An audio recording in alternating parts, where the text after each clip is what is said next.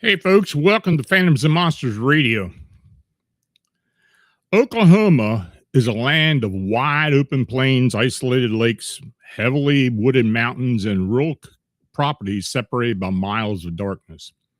Now, most people travel through that landscape without experiencing anything they can't explain.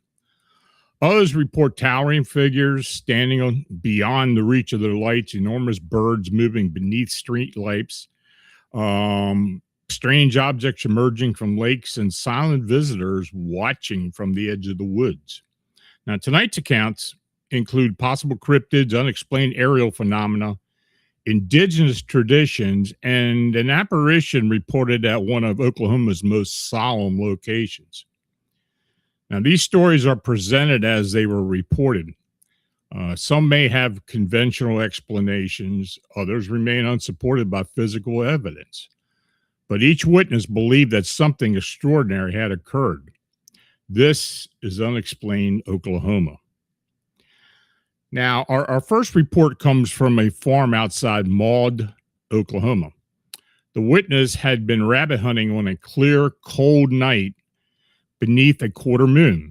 He was carrying a pump-action tactical shotgun and a 5-inch Kimber 45 caliber pistol. Both weapons had powerful white lights. Now, at approximately 11:15 that night, he returned home and climbed onto his patio, which stood about 5 foot above the ground. That was when he saw the figure. Something enormous and human-like was standing nearby. Now, the witness immediately activated the light attached to his shotgun. Fog limited his visibility to approximately 25 feet, but the figure stood far enough into the open for him to distinguish its outline. It was larger than any human being he'd ever seen. Even before the encounter, unusual things had been happening around the property. His animals had begun behaving strangely after dark, and on several occasions, the witness had experienced an overwhelming sensation that something was watching him. Now, standing outside his home, he saw it. The figure was looking directly at him. Their eyes met. The witness estimated that the creature stood between 7 to 8 foot tall. It was extremely broad and stocky, possibly weighing more than 400 pounds. He raised the shotgun and pointed it toward the figure. The creature did not retreat. Instead, it appeared irritated. It showed no fear of the witness, his firearm, or the animals surrounding the property. The reaction of his dog was equally disturbing. The animal had received military training and would ordinarily respond immediately to commands. But in the presence of the figure, the dog cowered and refused to obey. The witness later contacted a Bigfoot investigation team. Researchers arrived at the property within 72 hours, but their search produced no physical evidence. They found no footprints, hair, or other material that could identify what they had been standing outside the house. Now, following the encounter, the witness reported experiencing unexplained lapses in their memory. He described himself as a retired Special Forces sniper with 10 years of experience and 3 tours in Iraq. His service included the invasion of Iraq and the 3rd Infantry Division. Because of that background and his former security clearance, he requested that his identity remain confidential. Now, he did not claim to know what the figure was. He simply wanted answers. Now, what disturbed him most was not nearly its extraordinary size. It was the creature's complete lack of fear and the unexpected fear it produced in him. This was a man who believed that very little in his life could frighten him, but something outside Maud did. No physical evidence was recovered, and the figure was never identified. Now, was it a bear, a trespasser, another familiar presence distorted by darkness and fog? Was it a creature commonly called Bigfoot? And what caused the witness's military-trained dog to cower before it? Whatever stood outside that farmhouse did not run from an armed and experienced soldier. It watched him, met his gaze, and appeared annoyed when he raised his weapon. Now, the encounter outside Maud produced no tracks or physical evidence. Our next witness also found nothing that could conclusively identify what he saw. But after the figure disappeared, it left a path through the vegetation. And unlike the first encounter, this witness was only 15 years old when something approached his childhood home near Stillwater.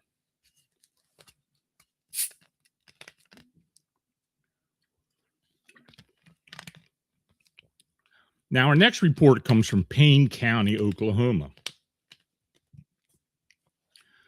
The witness, identified as M, was 15 years old when the encounter occurred. More than 3 decades later, he still remembers it clearly.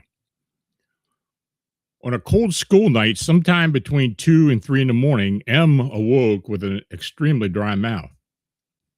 After getting water from the bathroom, he returned to his bedroom and found himself facing the west window. Now, his family lived on 16 acres. Only the area immediately surrounding the house was mowed. Beyond the yard, tall grass and dense brush covered the property. Now, looking through the window, M noticed 2 muted red eyes reflecting in the darkness. They were not shining like electric lights. The color more closely resembled reflected eye shine. M moved near to the window. A motionless figure was standing where the maintained yard met the wild vegetation. Its body was turned slightly sideways, allowing him to see what appeared to be one arm hanging down. Its head, however, was turned toward the house. The figure was staring directly into his eyes. Deer regularly crossed the family's property. M knew how they looked and moved, including when they briefly stood on their hind legs. He was convinced that this was not a deer. An overwhelming fear passed through him. The sensation was so intense that he struggled to breathe. The night was cold enough for him to see clouds of condensation forming around the figure's face each time it exhaled. Whatever stood outside appeared to be alive and breathing. Now, other than those visible breaths, it didn't move. And for what M estimated to be 5 full minutes, the figure remained completely still, staring out the bedroom window. M cautiously stepped to one side. He hoped to keep watching the creature without letting it see him. The figure's gaze remained fixed on the glass. Eventually turned away and entered the tall brush. Now, according to M, it did not bound stubble or move like a deer attempted to walk on 2 legs. It proceeded upright with steady gait of a human being. Terrified and shaking, M left the bedroom and spent the remainder of the night in his older brother's room. The following morning, he described what had happened. After getting ready for school, the brothers went outside to examine the area. They discovered a path of flattened and parted vegetation leading away from the house. They found no identifiable footprints because the brush was too thick to examine the ground clearly. Now, the vegetation stood approximately 5 foot high, nearly level with M's head. Yet he had been able to see the creature's chest and head above it as it walked away. Now, based on that comparison, he estimates the figure stood close to 7 foot tall. Now, many years later, M asked his brother what he still remembered that morning. His brother replied that he remembered it vividly. M never encountered the creature or the figure again. Was a familiar animal distorted by darkness and the fear of the teenager suddenly awakened during the night? Could reflected light or reflected eyes and shadows have created the illusion of a human-like body? Or did something tall and upright emerge from the Oklahoma wilderness, only to stand silently outside a bedroom window and stare back? Now, those first two accounts describe enormous upright figures encountered after dark. But Oklahoma's unexplained creatures are not always found standing in forced or outside bedroom windows. Some witnesses tell of immense wings crossing the sky. Our next incident occurred in broad daylight and began as an attack on a family's rooster. Now, this report comes from McLeod, Oklahoma, where a woman encountered an enormous bird inside her chicken enclosure. The incident occurred shortly after Thanksgiving, and the witness and her husband had recently constructed a fence outdoor area for the 2-month-old chicks. Now, after letting the birds outside, she returned to the house and began washing dishes. Looking through the window, she suddenly saw something thrashing near the enclosure. Wings were beating violently, and they appeared much larger than she expected. The witness ran from the house and found a massive bird standing over her rooster. Its talons were wrapped around or nearly around the rooster's body. She began shouting at the predator. Her husband came outside carrying a BB gun, but she immediately told him that would not be powerful enough. She called for him to retrieve the .22 caliber gun, a rifle. Before he could do so, the bird saw the witness and released the rooster. She was standing only about 5 foot away when it took flight.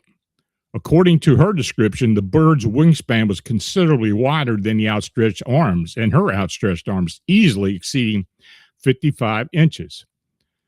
The undersides of the wing appeared white, while gray and brown feathers covered its back. She recalled seeing very little tail. Because of its size and apparent weight, the bird remained close to the ground as it flew away. It seemed unable to rise as quickly or easily as a smaller bird. The incident unfolded so rapidly that the witness never obtained a clear view of its head. At first, she believed it was an unusually large hawk. After reconsidering the encounter, however, she began to wonder whether it may have been an owl. Now, her husband also watched the bird depart and commented on its extraordinary size. The predator never returned, but the attack apparently changed the young chicken's behavior. Afterward, they refused to venture outside unless the witness accompanied them. At the slightest sound or the passing of a shadow overhead, they retreated to the safety of the porch.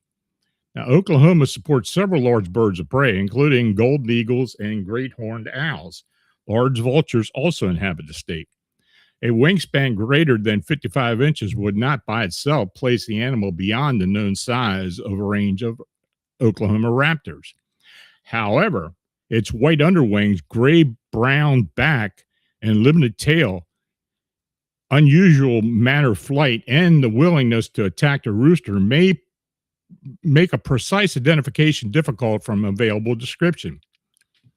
The state also has its share of so-called Thunderbird reports and stories of other gigantic flying creatures. The witness, however, described nothing prehistoric or overtly supernatural. Was it simply a large native predator seen at extremely close range during a violent attack? Or did something less familiar descend upon the chicken enclosure outside of McLeod? Now, the McLeod witness believed she had encountered a physical predator, possibly an unusually large hawk or owl. Now, our next witness also reported an enormous owl, but their interpretation reached beyond zoology and into one of the darker figures associated with the Seminole folklore.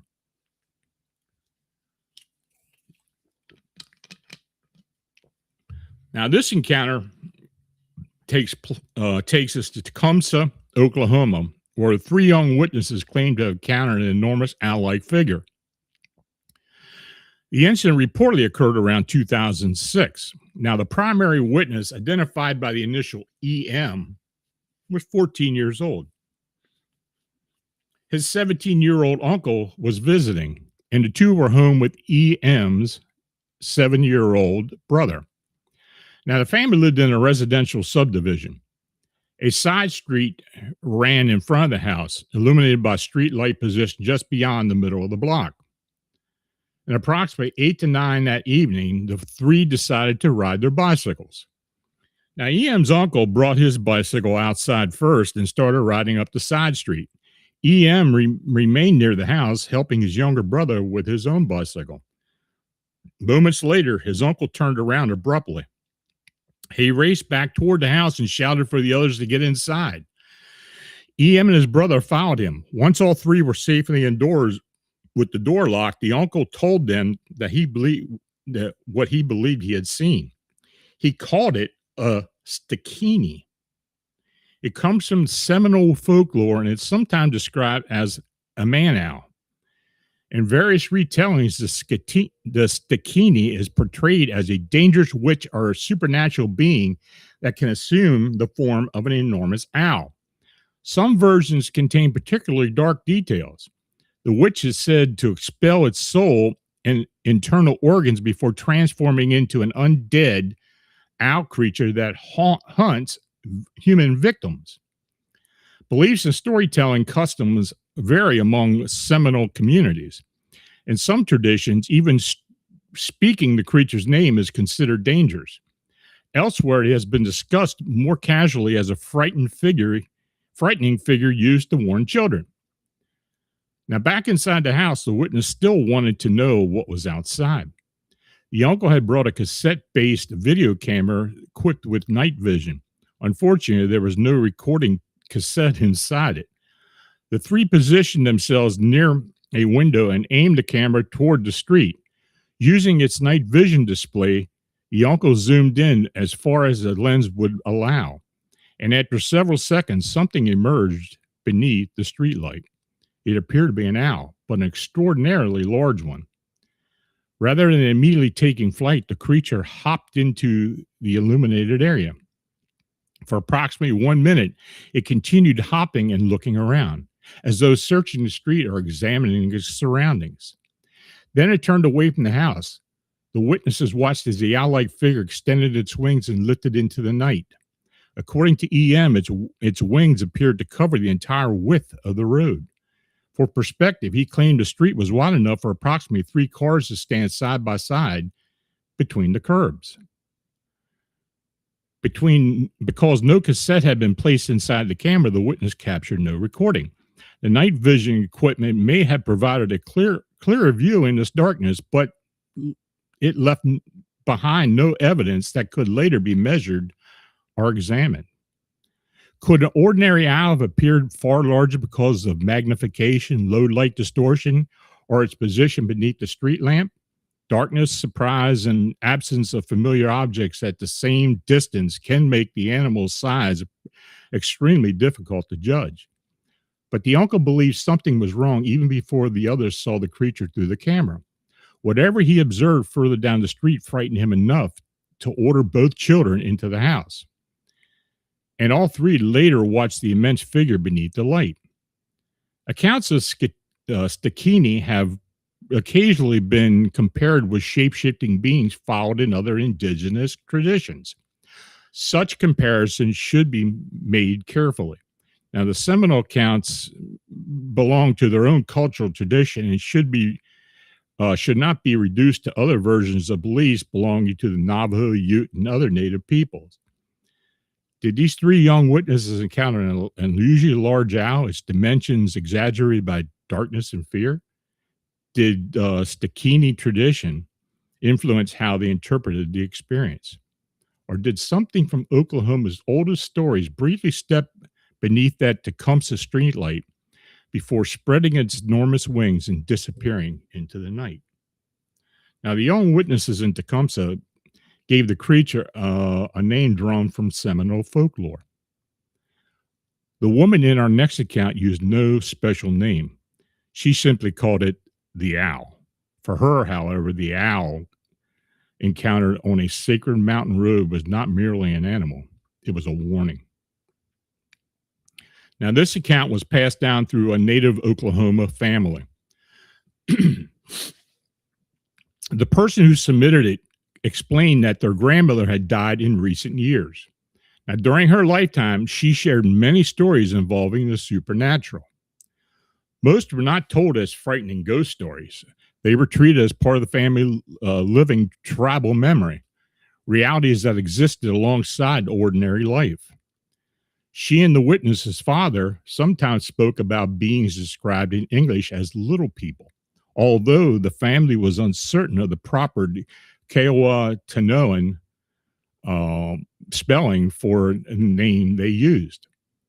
Those stories felt old, familiar, and almost expected, but one account was different. Whenever the family traveled the old road around Mount Scott and Lake Lotonka near Medicine Park, the grandmother would tell them what happened there during the late 1960s. This was before the witness's father was born. Now, at the time, the grandmother lived closer to Medicine Park, although she maintained close connections with the tribe in Carnegie. She usually traveled to Carnegie for groceries. Occasionally, however, she needed something late at night and had to make the drive toward Medicine Park. The grandmother considered the mountain sacred. She told her family that the government had once promised that no road would be constructed there, but roads were eventually built through the area. Now, in her mind, that decision carried spiritual consequences. She believed the land had been disturbed and that something aggressive remained around the mountain, particularly after dark. Now, one night she was traveling the road beneath the heavy cloud cover. The moon and stars were hidden, making the landscape darker than usual. She could see enough to follow the roadway, but very little beyond it. About halfway through the journey, her car suddenly died. The engine did not sputter or gradually lose power. It just simply stopped. She turned the key, but the engine would not restart. She tried a second time. Immediately afterwards, she heard something rush over the roof of the car and a heavy whoosh passing close above her. The sound was so near to what she seemed to feel as much as she heard it. She turned the key a third time. This time, the engine started. At that exact moment, the headlights revealed something standing only a few feet ahead of the vehicle. A large black figure occupied the center of the road. Now, the grandmother said it was too large and had appeared too suddenly to be mistaken for anything ordinary. And when the headlights struck it, the figure reacted immediately. It snapped its head toward the light as though it had been startled. That was when she saw its eyes. They were enormous and glowing, more intense than reflected eyes of any animal observed in the distance. The eyes remained fixed on her. Then the dark figure lifted into the air and disappeared. She always referred to it simply as the owl.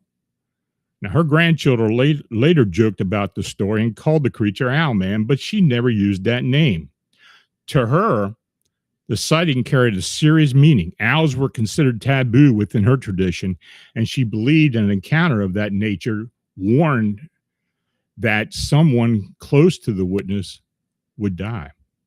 Now, approximately 1 year later, while her son was still an infant, the grandmother's husband was diagnosed with cancer. He survived for more than a decade after the diagnosis, but she never believed the illness and the appearance on the road were unrelated. The family believes her account. She did not present it as an entertainment or as a fictional campfire stories. Her son believed her as well. He reportedly experienced unexplained events of his own and often said the people reject certain realities only because they never personally encountered them.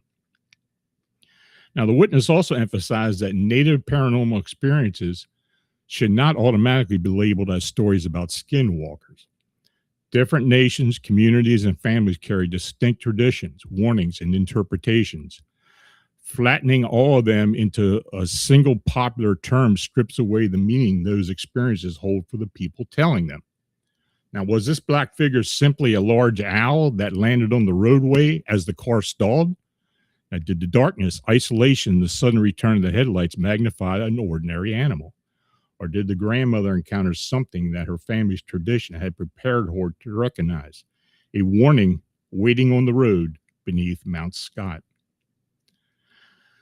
Now, 3 consecutive reports have carried us from a physical bird attacking livestock to an enormous owl-like figures tied to older traditions. But the skies over Oklahoma contain other mysteries. In our next case, the unexplained light did not begin in the sky. It appeared beneath the surface of Arcadia Lake. Now, this account concerns an alleged UFO and humanoid encounter at Arcadia Lake on the far eastern side of Edmond. The original report came from an unidentified young man described as a fraternity member, presumably attending the University of Central Oklahoma. Now, according to his story, something extraordinary occurred at the lake in late August 2013.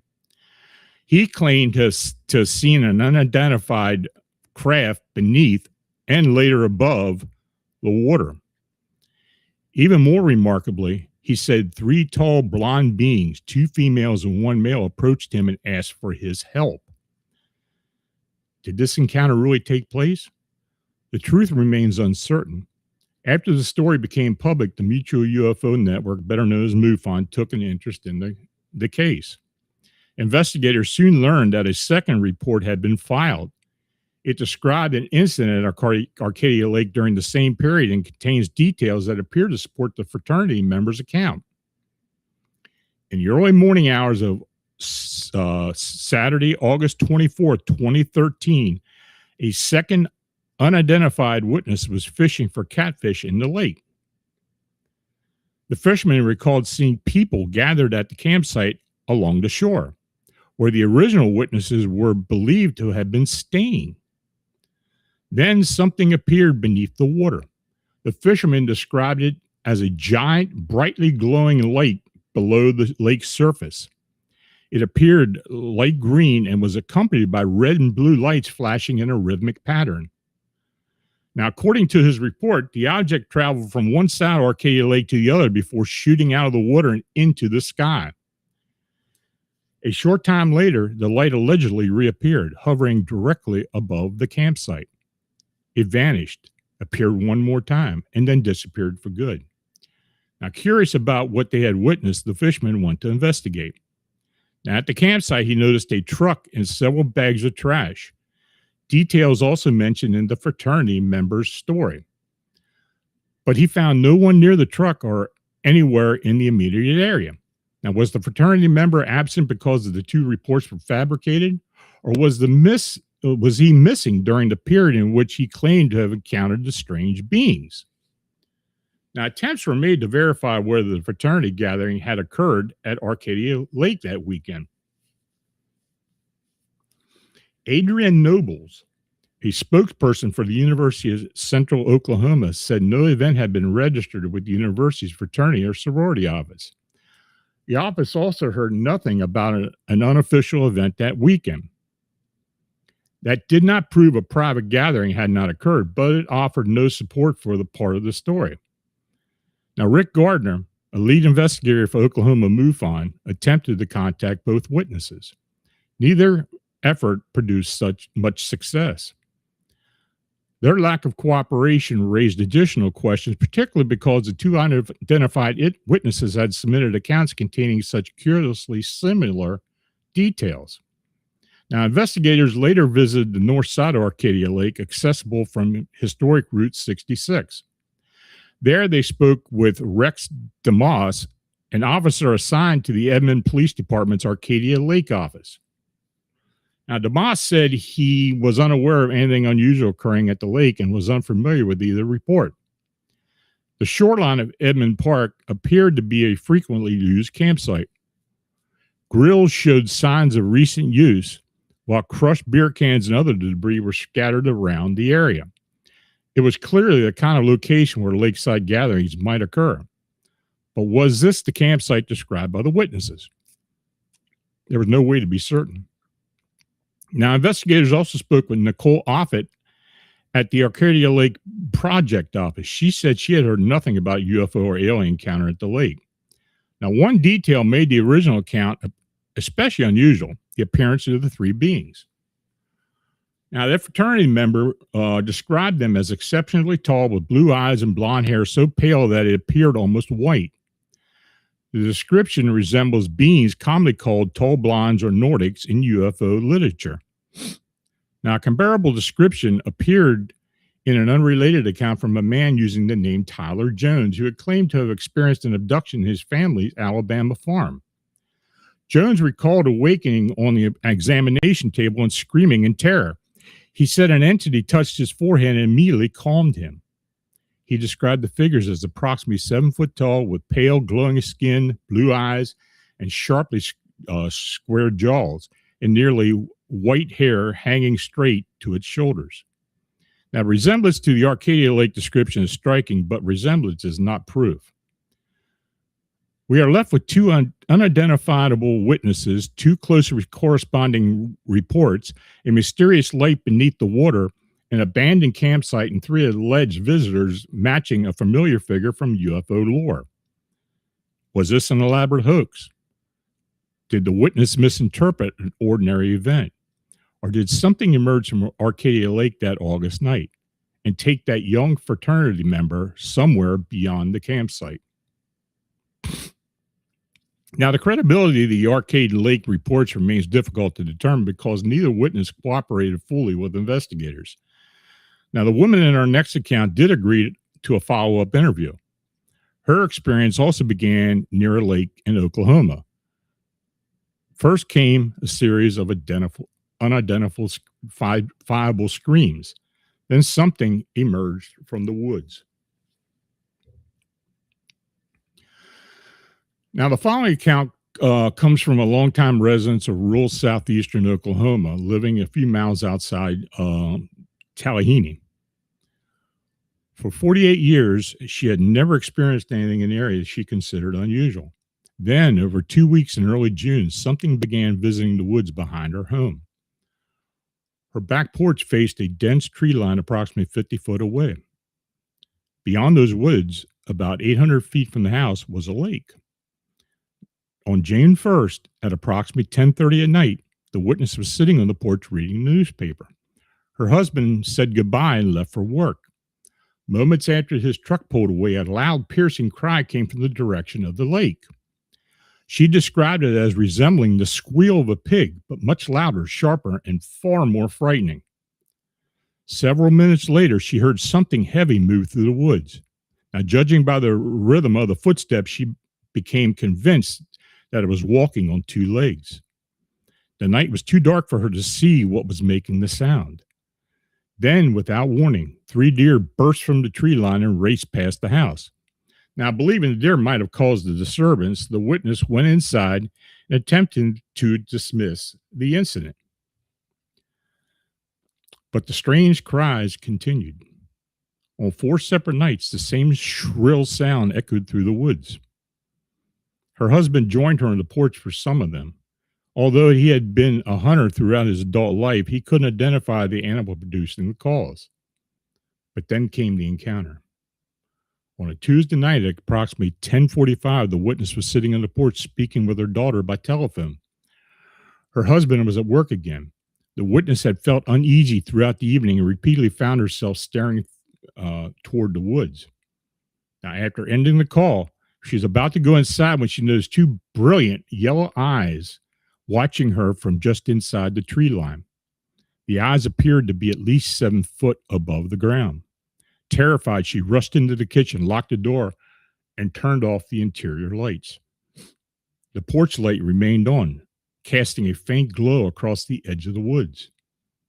Looking through the window above the kitchen sink, she saw an enormous, dark figure standing at the rear of the yard. Its glowing eyes remained fixed on the house, and as her vision adjusted in the dark, more of the figure came into view. It had long, thick arms, visible fingers tipped with long nails, an extended snout, and tall, pointed ears. Then it suddenly turned and ran upright into the woods. Within seconds, it was gone. The witness was trembling. She immediately called her daughter, who arrived with her husband and remained at the house overnight. Her son-in-law brought a rifle with him.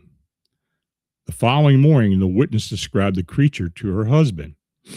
She said that because of his Osage heritage and personal belief in animal spirits, he wondered whether it might have been some type of trickster spirit, something best ignored. The witness was unconvinced. To her, the figure had not appeared ghostly or insubstantial. It looked physical, like an enormous dark-colored coyote walking on two legs. A follow-up telephone interview produced no physical evidence. The couple found no tracks, hair, or other traces around the property. The strange cry, however, continued. The witness reported hearing it again 2 nights before the follow-up conversation. Her husband contacted local authorities and asked whether similar incidents had been reported, but they apparently declined to provide any information. Now, nearby residents had noticed nothing unusual. The witness explained, however, that her closest neighbors were elderly and rarely ventured outside at night. She was asked to document any further activity and report additional encounters. What watched this woman from the woods near Tallahassee? Was it an unusually large animal distorted by darkness and fear? A bear briefly standing upright? A creature associated with native tradition? Or something resembling the upright canine entities reported in other parts of the country? Whatever it was, it appeared night after night, first announcing itself with the unidentified scream, and finally emerging from the Oklahoma woods to stare directly at the house. Now, most of tonight's witnesses looked into the darkness and saw something frightening looking back. Our final account is different. It does not take place on an isolated farm, a mountain road, or beside a dark lake. It appeared at a public memorial created after one of the most painful events in Oklahoma's history.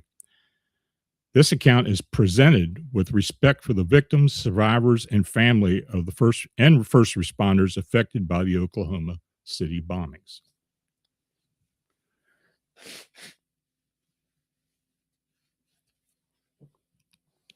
Now, on April 19, 1995, the bombing of the Alfred P. Murrah Federal Building took 168 lives, including those of 19 children. The witness in this account, identified as P, worked for a law enforcement agency in the Oklahoma City area. She spent many hours participating in the rescue and recovery efforts. Now, nearly 1 year later, before the present memorial had been constructed, friends visiting from New Mexico asked to see the temporary memorial fence. Now, P brought along her oldest son, who was almost 3 years old. Now, as the group walked beside the fence, they passed photographs, ribbons, toys, and personal messages left in the memory of the victims. And at one point, a teddy bear attached to the fence suddenly began speaking in a voice of a small child. Now, P assumed the toy contained a motion-activated recording. She repeatedly attempted to make it speak again, but the bear remained silent. Now, the group continued down the sidewalk. A short distance later, P's son drew his attention to something else. "Mommy, look at the baby," he said. Now, P assumed that he had noticed a baby doll among the memorial items, and when she examined that section of the fence, however, she could not find one. The boy continued to insist that a baby was nearby. Finally, P asked him to show her exactly where he was looking. The child approached the fence, placed his small hand through one of its openings, and pointed toward an apparently empty area on the other side. "Mommy," he said, "that baby girl is right over there." P could not see a child standing where her son had pointed. Because 19 children were among those killed in the bombing, came to believe that her son may have seen the apparition of one of the young victims. Now, the incident at the memorial fence was not the only unusual experience he reportedly had as a child. For several years, he spoke about guardian angels and claimed to know how many watched over each family member. He sometimes identified them as people who had died when he was still an infant. As he grew older, the apparent ability to see these figures gradually faded. Now, according to P, unusual dreams continued. At times, he seemed to know when someone had recently died or was approaching death. Her son is now 31 years old. He served in Afghanistan and says that since returning home, the visions and unusual dreams have stopped completely. The talking teddy bear may have experienced a brief mechanical malfunction. A child not yet 3 years old could have also mistaken an object photograph for a reflection of another child. But P remembers how confidently her son approached the memorial fence, reaching his hand through it and pointed towards someone no one else could see. Was it simply the imagination of a very young boy? Or at a place covered with grief, memory, and love, did one child briefly see another child waiting on the other side? Now, tonight's journey through across Oklahoma began with an enormous figure confronting an armed military veteran outside a mall. We heard about red eyes watching a teenager through his bedroom in Stillwater. We encountered immense wings above a cloud beneath the Tecumseh streetlight and on the dark road near Mount Scott. At Arcadia Lake, a fisherman reported a mysterious light traveling across the water before rising into the sky. Near Tallahassee, the repeated screams from the woods were followed by the appearance of a towering, upright canine figure. And in an Oklahoma City memorial fence, a child pointing toward a little girl no one else could see. Now, these accounts do not offer a single explanation. Some may involve known animals seen under unusual conditions. Others may have been shaped by fear, memory, expectation, or cultural tradition. The Arcadia Lake reports have been the Arcadia reports may have been an elaborate fabrication, but there is also the possibility that some experiences remain unexplained because we still don't understand everything sharing our landscape or everything that may exist just beyond our ordinary perception. Oklahoma's highways, forests, mountains, lakes, and quiet rural properties contain countless stories. Most are never officially recorded.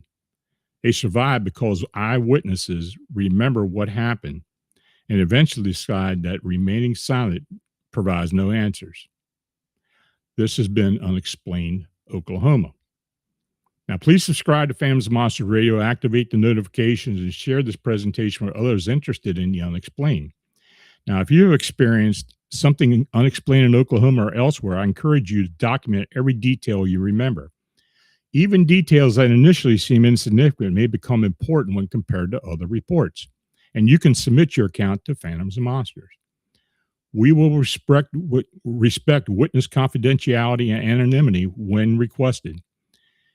Now, if you sent a chat donation this evening, we appreciate your consideration. Your support helps us continue documenting witness testimony, investigating unusual incidents, and preserving these accounts for future research. So let's start the Q&A, and please type your questions in all caps.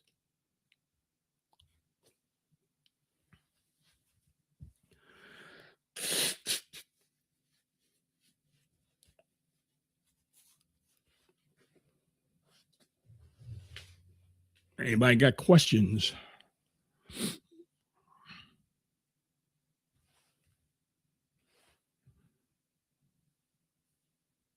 No questions?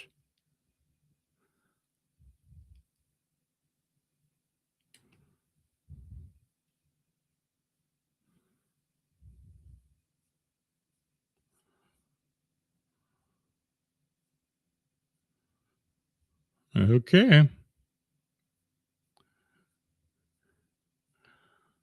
Well, I guess everything was self-explanatory. Well, anyway, I want to thank everyone again for joining me this evening. I'm grateful for your continued interest and support of the channel. So until next time, please remain observant, trust your instincts, and remember that the world around us may be far stranger than what we've been led to believe. Have a nice evening, have a great weekend, and see you next Friday night. Good night.